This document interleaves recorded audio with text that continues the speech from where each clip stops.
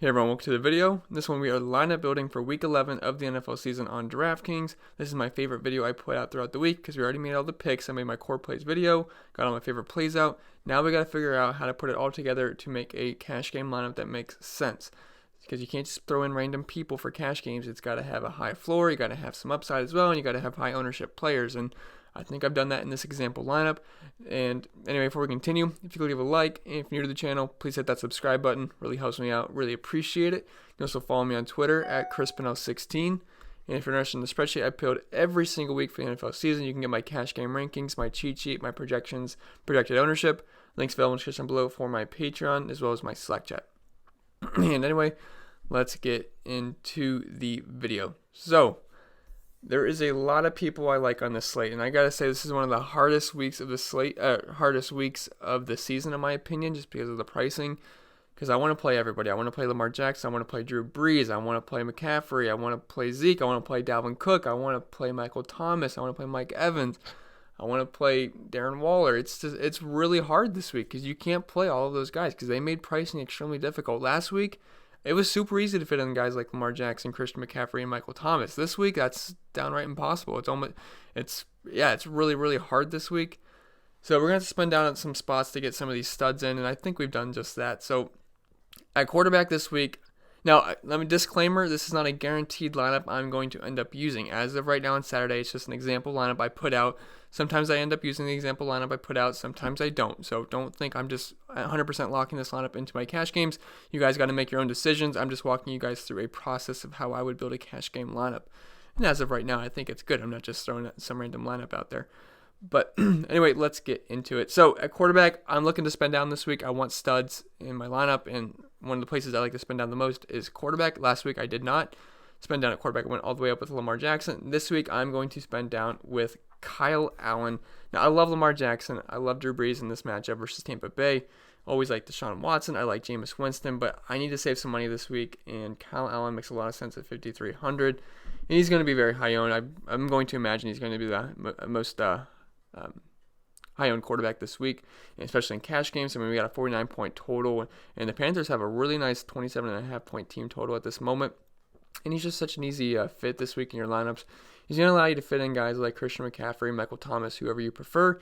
And I know we're going to plug in Christian McCaffrey, but using Kyle Allen is not a negative correlation. He throws the ball to him quite a bit, so it's like you're pairing up with another wide receiver, although McCaffrey is going to run the ball as well. But he's also throwing it to CMC, so you can put these guys both in the lineup. Like, see, if you're going to play Derek Carr, it would not make too much sense to play Josh Jacobs, but it's the opposite case for Kyle Allen and CMC because they're both positively correlated. And Atlanta is allowing 23.7 points per game to quarterbacks, which is fifth most in the NFL. And they're also 31st DVOA versus the pass and 30th on PFF in pass coverage this season. I'm not expecting much out of Kyle Allen, but I think he can have a Ryan Tannehill game here. Like the past 3 weeks, I've said you can play Ryan Tannehill because he was just so cheap and he had some decent matchups. And he got 18 to 20 points each game. I think one game he had 29, if I remember correctly. But still, he's been fine, and I think Kyle Allen can do the same thing here. The past 2 games, he's had 18 and 15, and then versus Tampa Bay, he had 17. If he can do that again for me against Atlanta, and I think he has 20-point upside here. Atlanta's pass defense is nothing spectacular whatsoever. It's near the bottom of the league. I know they looked good versus the Saints last week, but it's a divisional game. They were pumped up. So Kyle Allen at home here with a 27.5 team total. I think he makes a lot of sense here, and let's just hope for the best that he throws a touchdown to CMC because then everyone's going to be happy. So Kyle Allen, he's my cash game quarterback at this moment. And then for the running back position, I already made it clear. I am playing Christian McCaffrey pretty much every single week of this season, and he just makes too much sense here. He's the volume king. He gets 27.11 touches per game, which is first, 20.5 rushing attempts per game, which is first, leads the league in rushing yards per game at 109.89, and he gets over 6.5 targets per game, which is fourth. And that's why I said it's not a negative correlation to play McCaffrey and Kyle Allen in the same lineup. It's like you're getting one of his part-time receivers. He doesn't get as many targets as someone like DJ Moore or Curtis Samuel, but he gets targets, and there's a somewhat decent chance that he can throw a touchdown to McCaffrey here, and then we're all jumping up and down because we all played McCaffrey, we all played Kyle Allen, we're all happy, and I think that's a decent shot of happening. Christian McCaffrey last year absolutely destroyed the Atlanta Falcons through the air and on the ground, so I can see that definitely happening again. He's been unbelievable this season. He's priced at $10,500, but he's literally having like the best fantasy running back season of all time. So I don't mind paying this price tag for him, and he's averaging 32.28 points per game, which if you just do the math on that, that's about 3x per game given this 10,500 price tag, so I'm perfectly fine with paying this much for him. And the second highest in the league is 25.5 points. So there's a substantial difference between the guy in first and the guy in second for fantasy points scored per game at the running back position. Christian McCaffrey is just on a whole nother level this season. And this season, the Falcons have been middle of the road versus the run, but we've seen good running backs have good games versus them, and it's just so easy to pass on them. You guys saw Dalvin Cook destroy them week 1 of the NFL season. I mean, Dalvin Cook's great. Christian McCaffrey, he's great as well. He's on a whole nother level. I love him this week. He's the safest play every single week, and he has the most upside every single week, and that's just hard to get from someone. So Christian McCaffrey, trust me, I love Michael Thomas. I just can't do it this week. I want to play them both. I tried. It's impossible. I can't fit in 3 running backs I like, and that's what I like to do for cash games. So it's impossible for me. If you can somehow find a way to fit it, yeah, go for it. But if I had to pick between McCaffrey and Michael Thomas, give me Christian McCaffrey. He's the safest play every single week. I mean, 29, 40, 30, 21, 50, 33, 30. 7 versus Tampa, that was his one bad game. That would be the only knock, because Michael Thomas has not had a game below 16 points this season. But still, he's not had a game that he scored 50 points either. He was close, though, versus Tampa Bay. But he also plays Tampa this week. But I love both, but I'm going to side with Christian McCaffrey because I'm team running back over wide receiver when it comes to cash games. So I will give the advantage to him, but they are both fantastic plays. And then 45 week 1 versus the Rams. So Christian McCaffrey, I'm going to plug him in, and he's not in negative correlation with Kyle Allen, so I like that as well. And then for my RB2, obviously I like Zeke. I like Dalvin Cook. I don't really like Fournette this week. Kamara, I think he's a pretty good GPP play. He's 7,400. Look, he only ran the ball 4 times last week, but they also only ran the ball 11 times total last week, so it wasn't that bad, and he still had 8 catches. Versus Tampa Bay, yeah, it's a tough run defense, but he should get involved through the air, and it's going to be a high-scoring game. So I think Alvin Kamara is a pretty good GPP play. He's only 7,400, and we know the guy has major upside as well. So I think he's fine for GPPs. But my RB2 this week is going to be Josh Jacobs at 6,900, and I expect him to have some high ownership as well. And here's the thing, volume, the most important thing in fantasy football. And then you can also pair that with talent and efficiency with Josh Jacobs.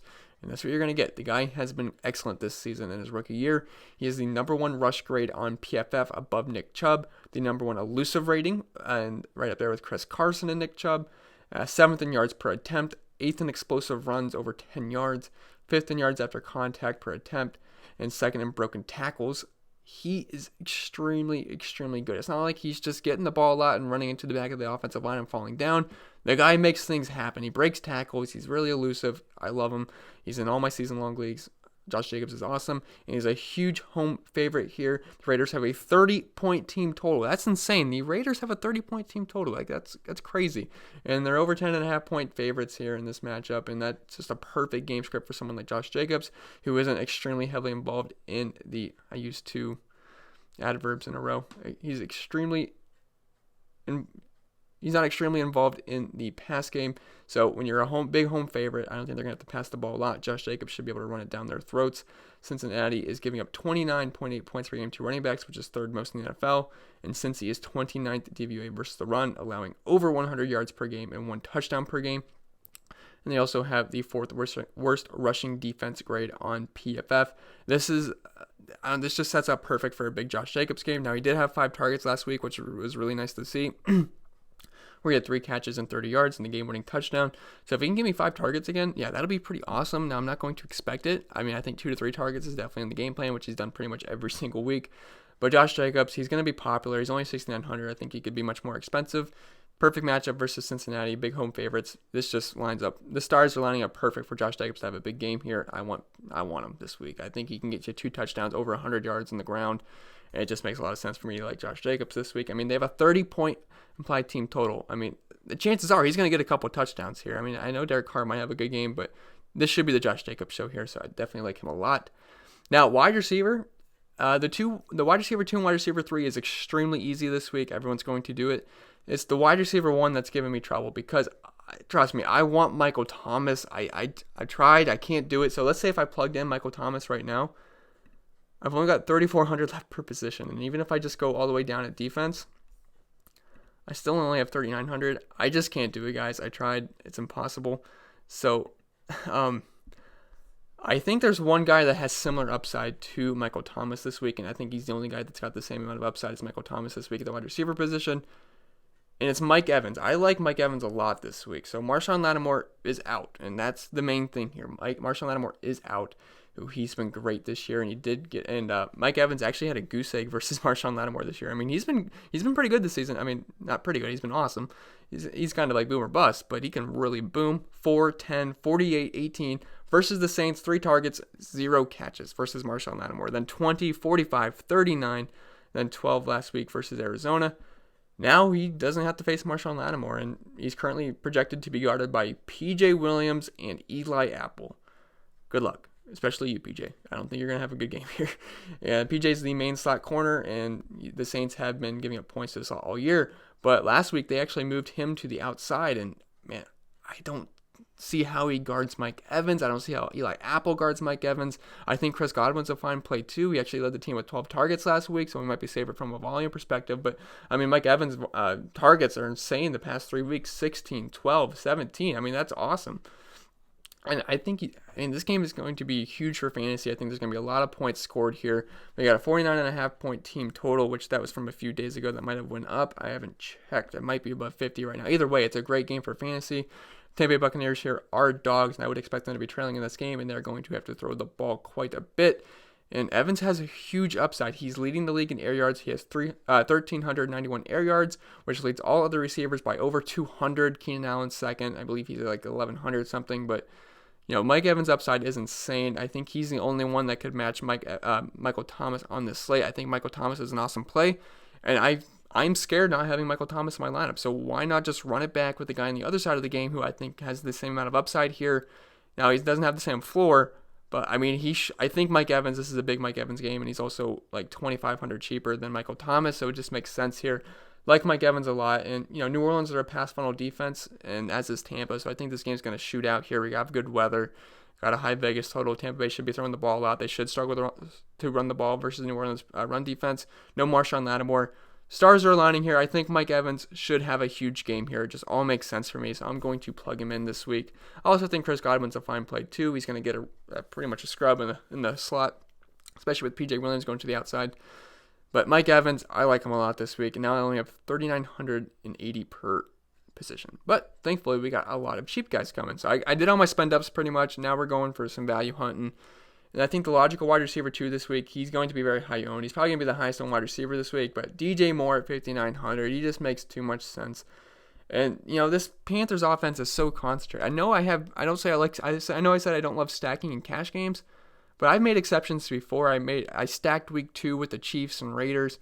I think I'm just going to stack this Panthers and Falcons game up. I know I have 3 Panthers in cash, but they're just so cheap, and they produce pretty much every single week, and it's a great matchup, and they're all going to be high owned. So I think it's fine just running 3 Panthers out in cash games this week. I will make an exception, and I think most people are going to do it anyway, so I'm not really too scared about it.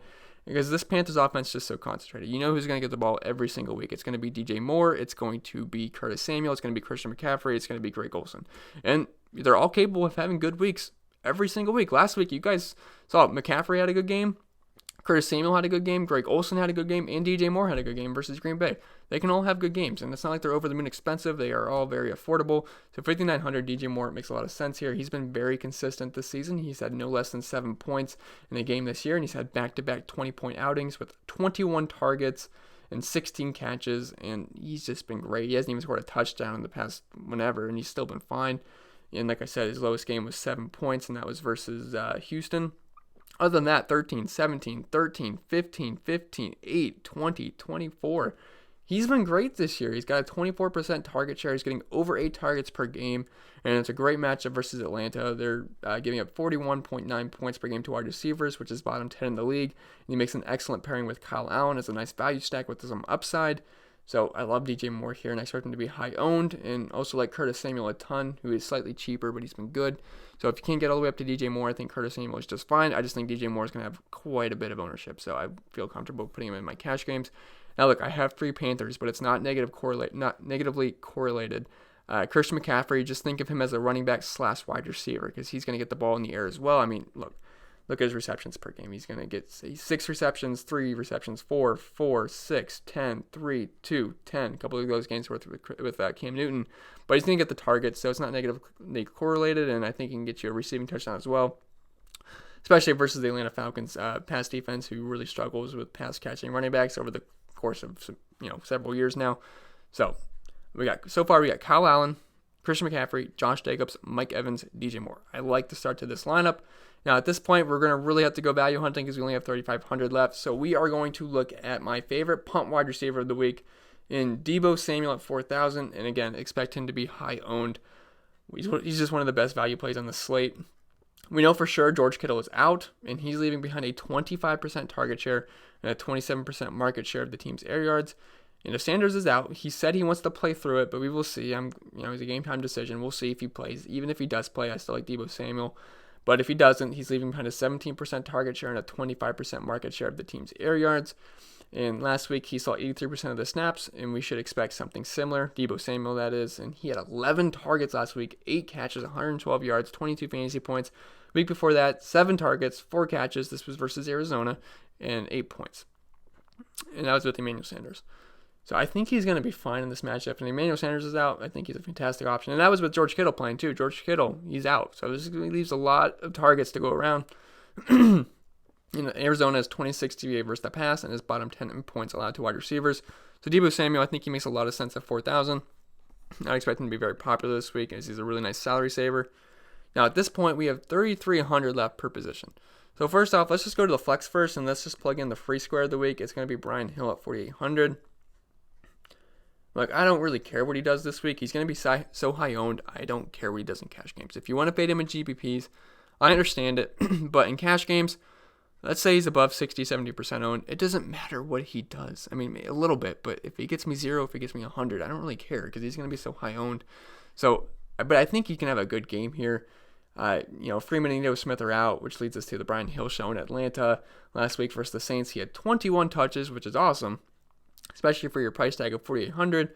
Now, was he efficient with it? Absolutely not. 3.1 yards per carry, 2 targets, 1 catch for 10 yards. Did get a touchdown, though. That was nice. But he should have a much easier week this week in a matchup versus Carolina, who are 32nd DVOA versus the run and just got beat up by the San Francisco run game, the Tennessee run game, and the Green Bay run game. And they're also giving up nearly 30 points per game to running backs, which is 5th most. And who the heck else is going to touch the ball for the Falcons? So Brian Hill at 4,800, he's just the free square for cash games this week, so he's going to be my RB3. And like always, I like to get 3 running backs in for cash games more times than not. And we did so there with Christian McCaffrey, Josh Jacobs, and Brian Hill. So now we have 2,600 remaining, and now you're probably thinking, how the heck are we going to fill the rest of our lineup out? Well, I'm just punting defense this week. I'm just plugging in the cheapest defense I can find, and that's going to be the Arizona Cardinals at 1,500. Yeah, they're going up against the 49ers. Is it a good matchup? Absolutely not. They gave up, how many points did they give up last week 8 versus them? They gave up 28 points. They got 0 points. That sucks. But that was also with George Kittle destroying them.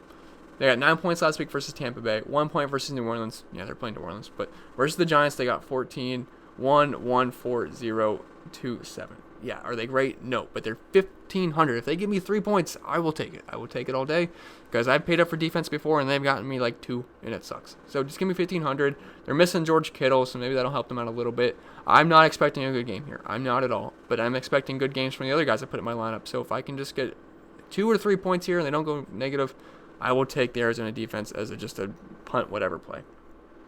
Now at this point, we have 3,700 remaining. Jason Witten. Not a big fan of Jason Witten. Noah Fant, he had a really good game versus Cleveland. Minnesota is not the best versus tight ends. I could see it. I mean, 4 targets last week versus Cleveland, or the bye week. And then 8 targets versus Indy, 7.6, 23.5. Now, 23 points because he had a 75-yard touchdown because the guy didn't know how to tackle him.